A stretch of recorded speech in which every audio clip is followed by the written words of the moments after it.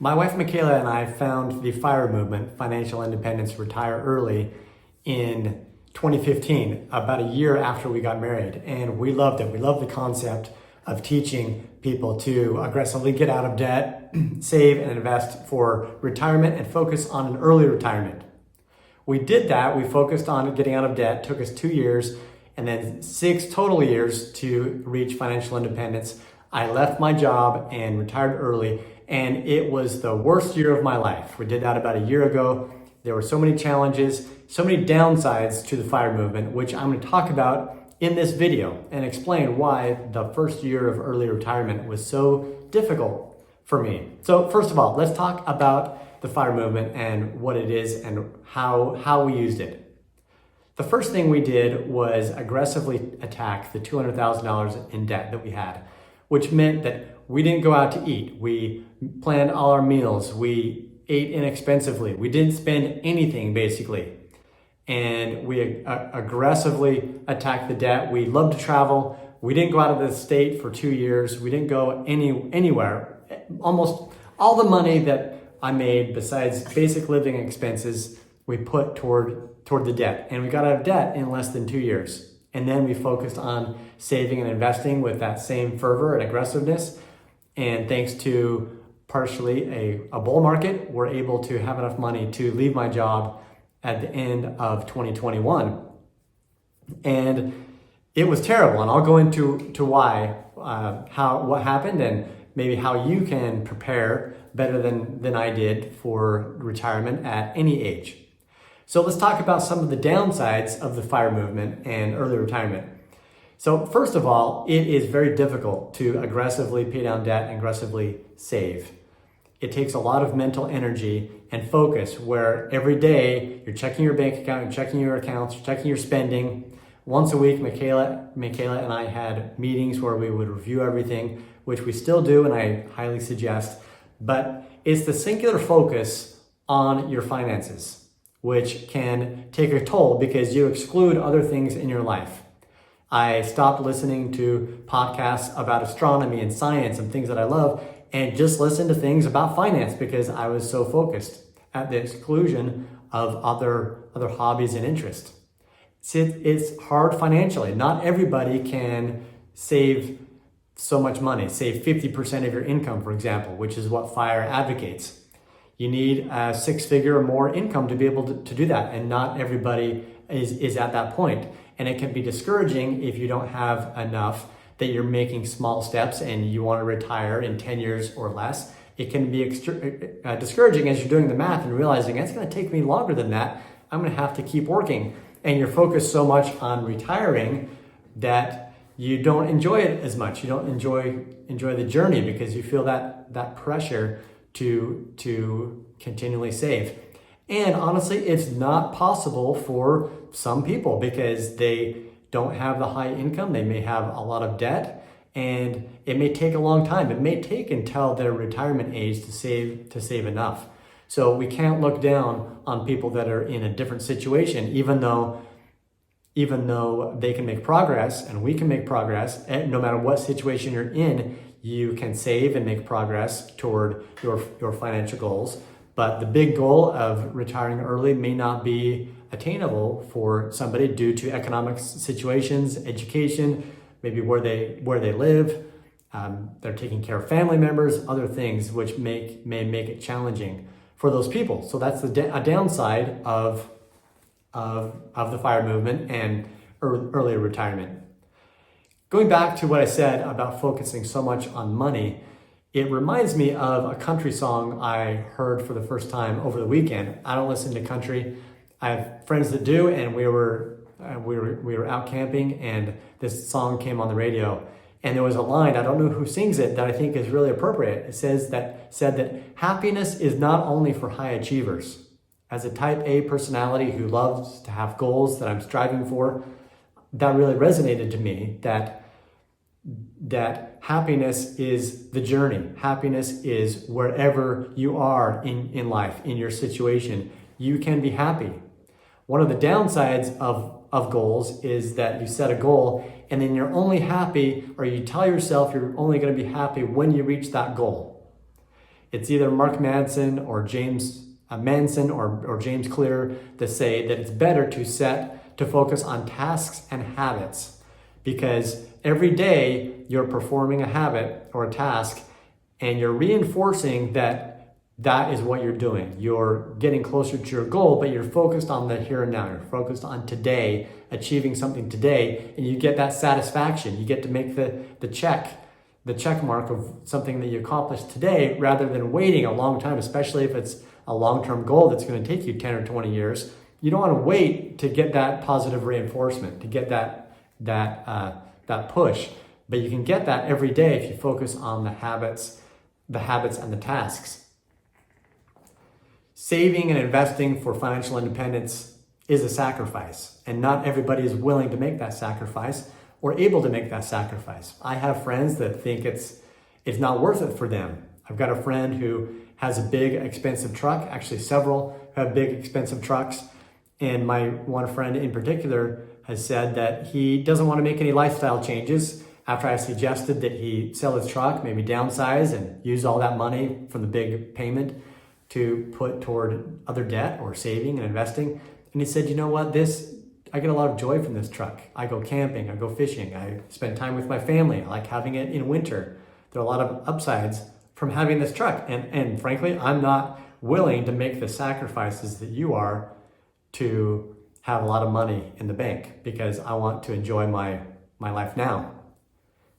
It reminds me of the $5 latte, which became very popular about 15 or 20 years ago, based on a book by, I think his name is David Bach, where he said that you should forego spending $5 on a latte, because if you take all the money that you're spending at Starbucks and invest it, you're going to have a big chunk of money by the time you retire. But the downside of that is, what are you giving up? You're giving up that 20 minutes at Starbucks where you can relax and read a book, that boost you get to start your day. Maybe you meet up with friends for the latte every morning. You're missing those social connections.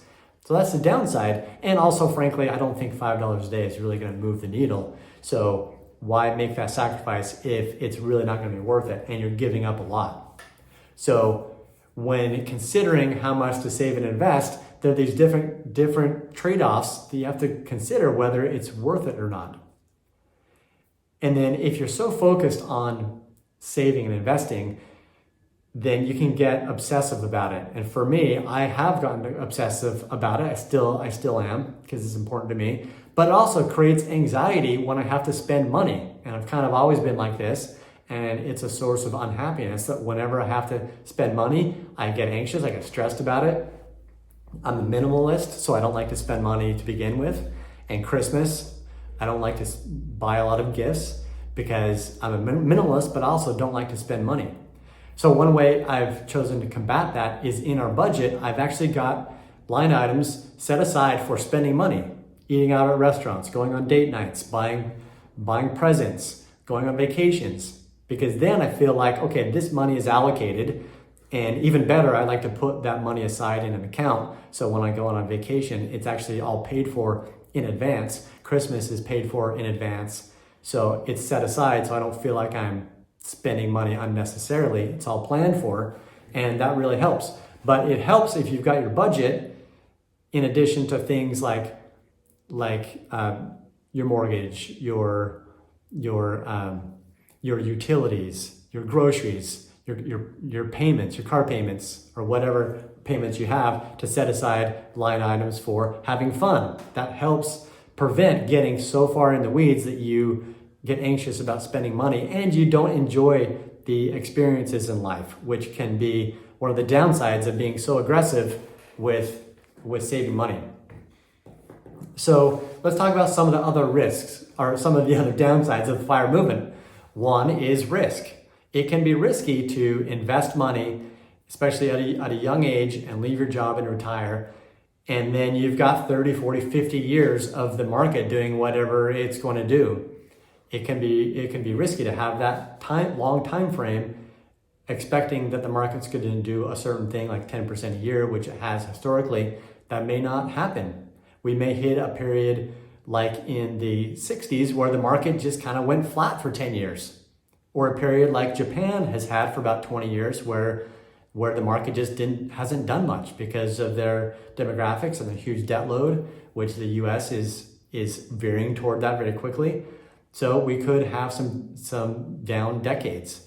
And if you're retiring early, that is a risk you have to consider. Focusing on the journey is important as we're saving money and striving toward a goal of financial independence. But remember to be happy here and now. Be happy with the journey that you're on, because it's going to take a long time. And if you're not happy on that journey, it's going to be miserable. And then realize that once you reach your goal, whatever that goal may be financially, realize that that's not the end. You've got to maintain your portfolio. You've got to maintain your habits. And it's not that isn't where happiness lies. The trap with the FIRE movement can be that you've got this goal and you're striving toward it, and you're only going to be happy when you reach that point.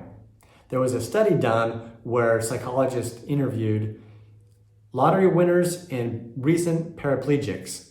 And at the time both of those events happened, they assessed their level of happiness. And then a year later, reassessed the level of happiness and found that, surprisingly, both groups reverted to their previous level of happiness, which I was surprised by the paraplegics, because that sounds like a very difficult trial, that they reverted to the same level of happiness.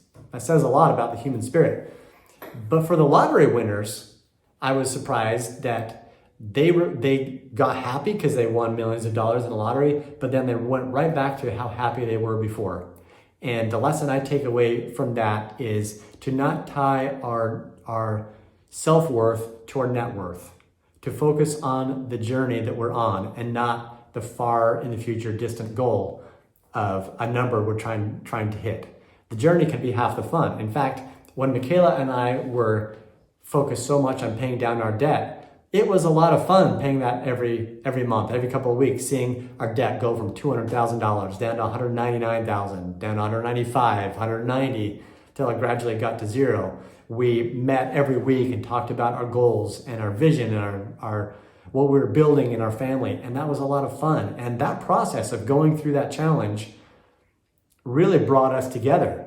It was very beneficial for us in our marriage, and really helped, not only financially, but for us personally, for us in our marriage and us emotionally.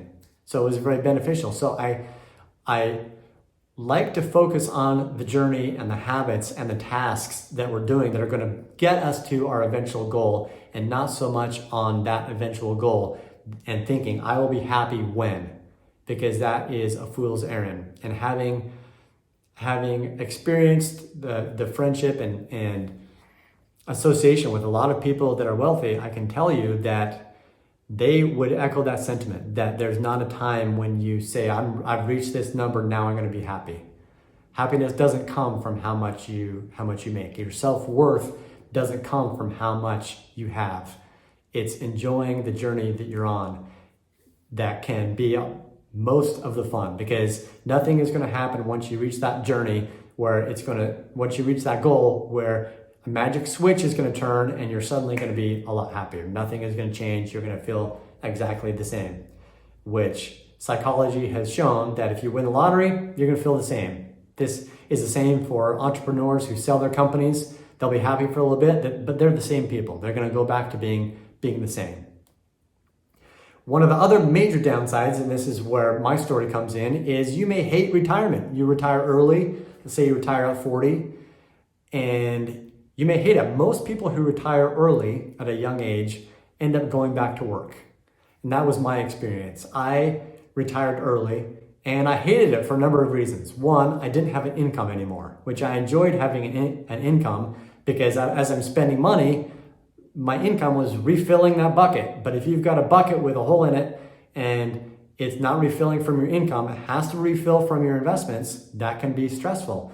And with the market, how it's been over the last year, it's been really stressful. It's been one of the most stressful, anxious years of my life, because I retired pretty much at the bottom of the market, and our investments have been going down over the last year as every asset class has been going down, and I didn't have an income to be able to buy those assets cheaper now that they're cheaper, and that has been very, very stressful.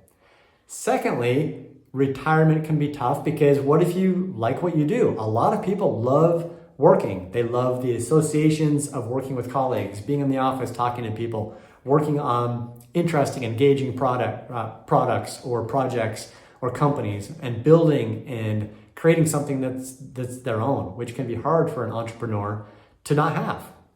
So after a year of not having that, I've gone back to work. Part of it is making videos like this. Part of it is other projects because I love it. I love creating. I love working with people. And honestly, I like having an income. A few years ago, I was in a Wendy's and I saw a sad guy sitting there alone, and it was really crowded, and that was one of the only seats that wasn't taken. So I sat down next to him and said, "Why are you so sad?" And we had this whole conversation about how he had retired a month earlier, and now he didn't feel like he had a purpose. He didn't feel like he was doing anything fun or interesting. That's not to say that we should tie our identities to our work, because we are much more than our jobs. We're much more than our work. But there is something to be said for the satisfaction we get from working. Working is a good principle. Working is necessary. It does us a lot of good to be able to work, whether it's working in your job, working on a project, working on your house, helping your kids. There are a lot of things that we can work. So it's not just all sitting on the beach, sipping martinis. That, for most people, gets really boring because we want to be engaged. We want to be doing something that is meaningful in our life.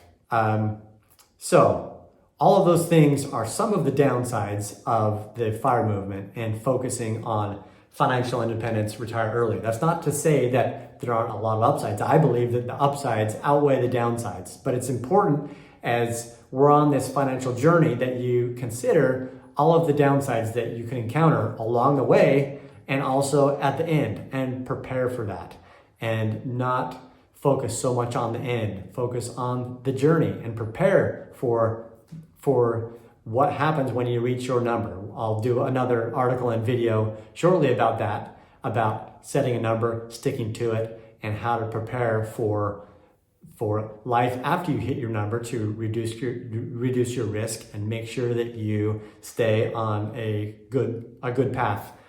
So I'm back to work, and I'm back to work helping people on this journey of financial independence. I have built a course with videos that go through investing and saving and paying off debt. One of the first modules is the psychology of investing, because investing is largely psychological.